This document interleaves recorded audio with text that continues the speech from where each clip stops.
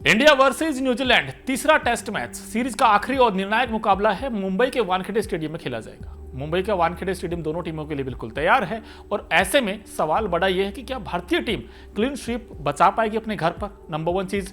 Number two चीज यह है कि जो मुंबई का पिच है वो किस टीम को ज्यादा स्वास्थ्य आएगा, न्यूजीलैंड को या फिर टीम इंडिया को। और दूसरी सबसे इंपॉर्टेंट चीज ये है कि भाई अगर आप इस मैदान के आंकड़े अगर आप देखेंगे तो उसमें न्यूजीलैंड आगे है या टीम इंडिया आगे है। और साथ ही साथ अगर आप देखें तो भारत की अभी भी इस टीम में कुछ लूप होल है, उस पर ही बात करेंगे। और न्यूजीलैंड की सबसे बड़ी ताकत क्या है इस मैच में, उस पर ही बात होगी। और साथ ही साथ आपको बता दें कि दोनों टीमों का जो कॉम्बिनेशन है वो इस मैच में क्या रहने वाला है। और अगर आप टीम इंडिया के पॉइंट ऑफ व्यू से देखें तो भारत के लिए WTC में बने रहने के लिए मैच जीतना हर हाल में इंपॉर्टेंट होगा। और साथ ही साथ अगर आप फैंटेसी के दीवाने हैं दोस्तों तो हम आपको ये भी बताएंगे इस टीम में भाई कैप्टन और वाइस कैप्टन इस मैच में, बड़े और कड़े मैच में किसे आप पिक कर सकते हैं।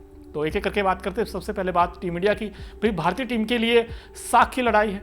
और आपको याद होगा जब टेस्ट सीरीज का आगाज हुआ था तो शायद आपने और मैंने ये सोचा था कि जब मुंबई में कारवां पहुंचेगा तो हम वहां ये उम्मीद करेंगे कि टीम इंडिया क्लीन स्वीप करेगी, लेकिन कहानी उल्टी पड़ गई बॉस। अब ये यहां पर मोड़ पर आ गई है बात कि अब न्यूजीलैंड का ये है कि क्या न्यूजीलैंड क्लीन स्वीप कर पाएगा, उल्टा हो गया सब कुछ। और यहां पर देखिए न्यूजीलैंड ने जैसा अब तक खेल खेला है भाई तारीफ करनी पड़ेगी इस टीम की। बिकॉज अगर आप इस टीम को देखें भाई रचिन रविंद्रा ने शानदार परफॉर्मेंस किया है, टीम साउथी ने अच्छा किया है और मिचेल सेंटनर ने आउट ऑफ द बॉक्स आ गए, ये तो आउट ऑफ सिलेबस आप कह सकते हैं। जिस तरीके के उन्होंने विकेट चटकाए हैं, 13 विकेट लिए पुणे में।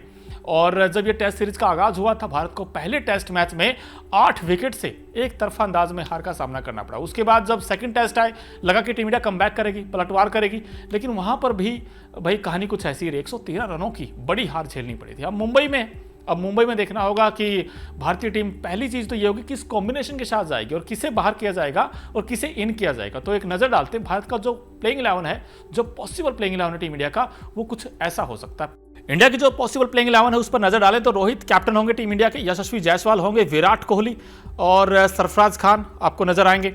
साथ ही साथ यहां पर अगर देखें तो शुभमन गिल भी नजर आएंगे और ऋषभ पंत होंगे, KL राहुल, रविंद्र जडेजा, रविचंद्रन अश्विन, कुलदीप यादव और बुमराह और मोहम्मद सिराज। तो ये कॉम्बिनेशन टीम इंडिया का रह सकता है इस मैच में। हालांकि कयास ये भी लगाए जा रहे हैं कि हो सकता है यहां पर आप अगर देखें तो जो हर्षित राणा है उनका भी डेब्यू हो सकता है इस मैच में, ये देखना बड़ा दिलचस्प रहेगा। और हो सकता है बुमराह को रेस्ट दिया जा सकता है और अगर बुमराह रेस्ट करेंगे तो फिर कहीं ना कहीं यहां पर आपको हर्षित राणा खेलते हुए नजर आ सकते हैं। सरफराज वर्सेस KL राहुल, ये भी एक्साइटिंग कॉन्टेस्ट रहेगा कि भाई सरफराज को मौका देना चाहिए या फिर KL राहुल को देना चाहिए।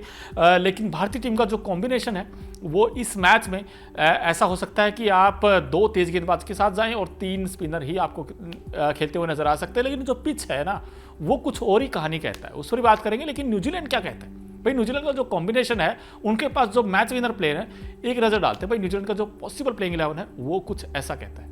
न्यूजीलैंड की अगर प्लेइंग 11 पर बात करें तो टॉम लैथम जो कि इस टीम के कैप्टन है, डेवन कॉनवे होंगे, Will Young, Rachin Ravindra, Daryl Mitchell और टॉम लैंडल जो कि विकेट कीपर इस टीम के, ग्रैंड फिलिप्स होंगे, Matt Henry Tim Southee, Ajaz Patel और विलियम ओरुके। यहाँ पर अगर देखा जाए तो भाई न्यूजीलैंड की टीम के लिए 2-3 ऐसे खिलाड़ी हैं जो सिंगल हैंडेडली मैच का रुख पलटना जानते हैं, जैसे रचिन रविंद्र हो गए, विलियम ओरुके जिस तरीके की जिस लेंथ पर गेंद करते हैं, आई थिंक इंडिया बेंगलुरु में तो समझ ही नहीं पाया था। और यहाँ पर अगर देखें मुंबई में एक आपको दिखाई देते हैं भाई मुंबई का पिच क्या कहता है, क्योंकि उस पर भी सब कुछ डिपेंड करेगा। मुंबई के वानखेड़े स्टेडियम की पिच बल्लेबाजों के लिए काफी अनुकूल मानी जाती है। यहां पर बल्लेबाजों को बड़े बड़े शॉट्स लगाते हुए देखा जाता है। यहां की पिच रेड सोयल से बनी होती है जिस पर अच्छा खासा बाउंस होता है और गेंद बल्ले पर बड़े अच्छे से आती है। मैच के पहले दिन स्पिनर्स को विकेट लेने में थोड़ा स्ट्रगल करना पड़ सकता है और टॉस जीतने वाली टीम के जो कैप्टन है शायद हो सकता है पहले बल्लेबाजी का फैसला कर सकते हैं। अब तक 28 यहाँ पर टेस्ट मैचेस खेले गए हैं जिसमें से 11 मैच पहले बल्लेबाजी करने वाली टीम ने जीते हैं, वहीं 9 पहले बॉलिंग करने वाली टीम ने अपने नाम किए।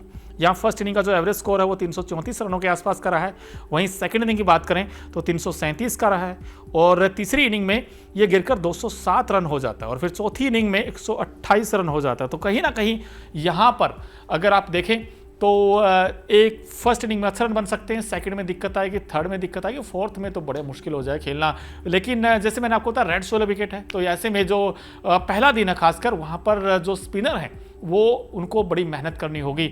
और जो तेज गेंदबाज हैं उनके लिए बाउंस मिलेगा, तो वहां पर जिस गेंदबाज के पास अच्छा खासा बाउंस होगा वो विकेट चटका सकता है वहां पर। तो विलियम ओरोके के पास अच्छा बाउंस भी है, अच्छी लेंथ पर गेंद करते, तो वो टीम इंडिया के लिए परेशानी खड़ी कर सकते हैं न्यूजीलैंड के गेंदबाज हैं। इसके अलावा टीम इंडिया के लिए हर्षित राणा का डेब्यू हो सकता है, अगर उनको मौका मिलता है तो वो भी खेलना चाहेंगे।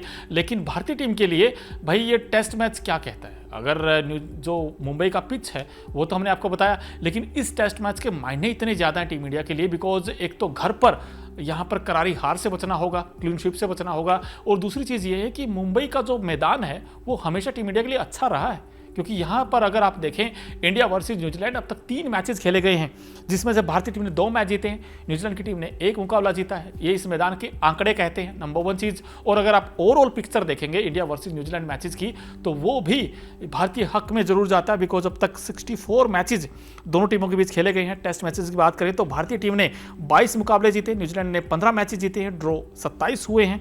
तो भारतीय टीम को यहाँ पर अच्छा खेल दिखाना होगा, दमखम दिखाना होगा। और कहीं ना कहीं एक चीज़ बड़ी इंपॉर्टेंट है, अगर आप मुंबई में देखें तो मुंबई का जो वानखेड़े स्टेडियम है, यहाँ पर भारतीय टीम के लिए जो लक्की प्लेयर रहे हैं वो है रविचंद्रन अश्विन, जिन्होंने सबसे ज़्यादा विकेट चटकाए, आई थिंक 36 विकेट उनके हैं। और ऐसे में अश्विन इस मैच में टीम इंडिया के लिए ट्रम्प कार्ड साबित हो सकते हैं। अश्विन से बड़ी उम्मीदें होंगी, और खासकर दूसरे तीसरे दिन जहाँ पर न्यूजीलैंड के बल्लेबाजों को एक के बाद एक आउट किया जाए। और आई थिंक जो स्पिनर होंगे उसमें अश्विन सबसे पहले होंगे जिनके नाम में ही विन है, तो भारत को ये जीत दिला दीजिए, बिकॉज क्योंकि इसलिए इंपॉर्टेंट है, WTC साइकिल में टीम इंडिया का मामला फंस सकता है अगर ये टेस्ट हारे तो, क्योंकि इक्वेशन सिंपल ये कहता है कि आप मुंबई जीतिए और उसके बाद 3 टेस्ट बॉर्डर गावस्कर ट्रॉफी के जीतिए, और तब आप आसानी से WTC फाइनल खेल सकते हैं। लेकिन अगर आप मुंबई हार गए तो फिर आपको 4 टेस्ट जीतने होंगे बॉर्डर गावस्कर ट्रॉफी में, वो बिल्कुल भी आसान नहीं होंगे टीम इंडिया के लिए। तो यहाँ पर भारतीय टीम के लिए अच्छी चीज़ ये होगी कि भाई आप में जो पोटेंशियल है, खासकर जो यंग बैट्समैन है, चाहे सरफराज खान हो, शुभमन गिल हो, यशस्वी जायसवाल हो, इनको अच्छा करना होगा। लेकिन इनसे भी ज़्यादा इंपॉर्टेंट ये है कि रोहित और विराट का फॉर्म,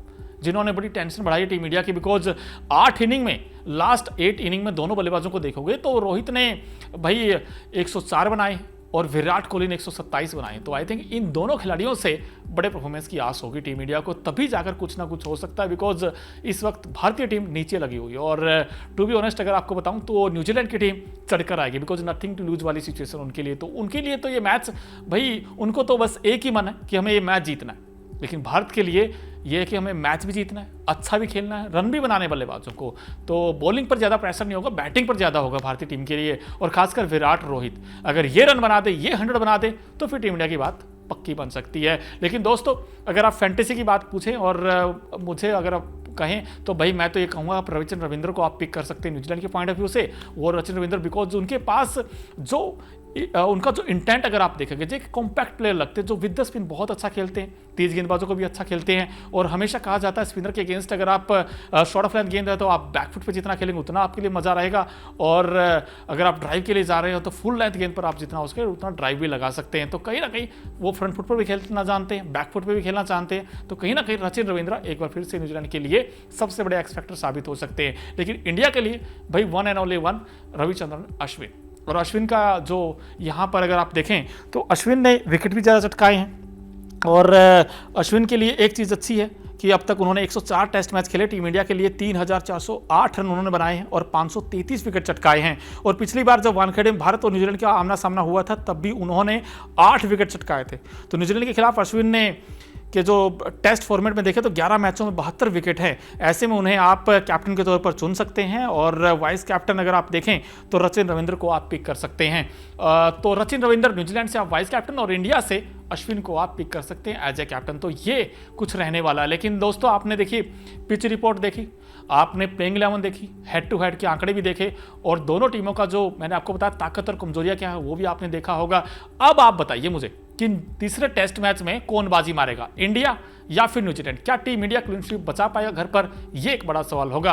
खैर इस पिच रिपोर्ट को लेकर आपकी क्या राय है कमेंट बॉक्स में जरूर बताएं। और अभी तक अगर आपने न्यूज नेशन और न्यूज नेशन स्पोर्ट्स को सब्सक्राइब नहीं किया है तो फटाफट कर लीजिए। न्यूज नेशन अब व्हाट्सएप पर खबरों के ताजा अपडेट के लिए न्यूज नेशन के इस QR कोड को स्कैन करें।